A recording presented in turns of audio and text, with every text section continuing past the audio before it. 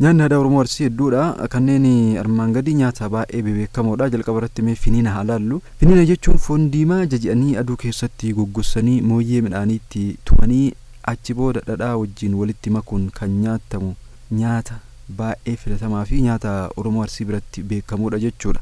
Kan biraa immoo namoonni hedduu kan beekan marqaadha. Marqaan aadaa Oromoo Arsii keessatti keessummaa kabajaatiif yeroo ayyaanota garagaraati kan inni qophaa'u.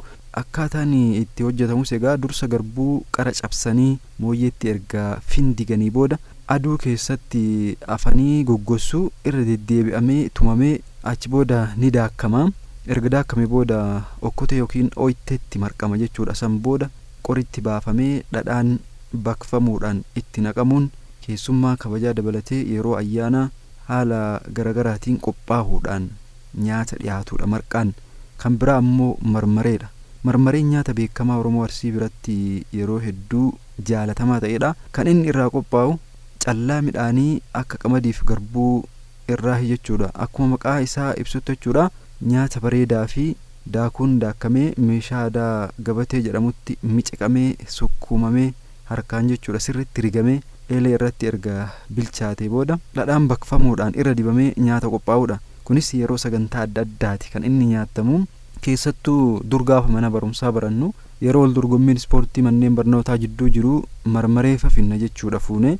Kan biraa immoo caccabsaadha. Caccabsaan qamadii yookiin garbuu daakkamee miciqamee qixxaa yookiin xoroshoo jedhama naannoo Arsii Baalee kanatti.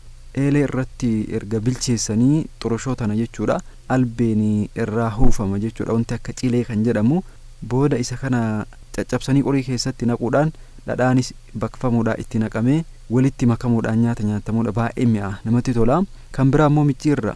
Micciirraan nyaata yeroo cidhaaf yeroo sirnoonni garagaraa jiran keessummoota kabajaatiif dhiyaatudha jechuudha. Nyaanni kun kan irraa hojjetamu garbuun eelee sibiilaa irratti akaayamee booda mooyyeetti sheerumamee yookiin tumamee bachoon harkaan yookiin baaburaan daakkama.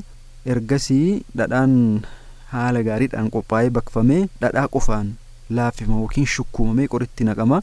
Egaa wal qabatee sirriitti jabaatee haala saniin nyaata yeroo dheeraallee turuu danda'u nyaata bareedaa fi nyaata filatamaa Oromoo Arsii biratti beekamu jechuudha. Kan biraa immoo halaqanaa. Halaqanaan qorsoo yookiin akaayii garbuu erga akaayamee booda qaranaan irraa mooyyeetti yeroo lama erga tumamee booddee hafarfamee qulqullaa'ee jechuudha dhadhaan itti naqamuudhaan nyaata qophaa'udha. Halaqanaan akka aadaa Oromoo Arsiitti nyaata namni yeroo dhukkubsate keessattuu wantoota akka dhullaa fa'a jechuudha. Dafii akka dhullaan sun irraa mala'uuf nyaata nama akkanaatiif qophaa'u. Dabalataan ammoo qopheeffatanii yeroo kamuu ni nyaatu. Kanneen hafillee hedduu jiraachuu danda'a. Keessaa filachuudhaan kan isin biraan gahe kana fakkaata.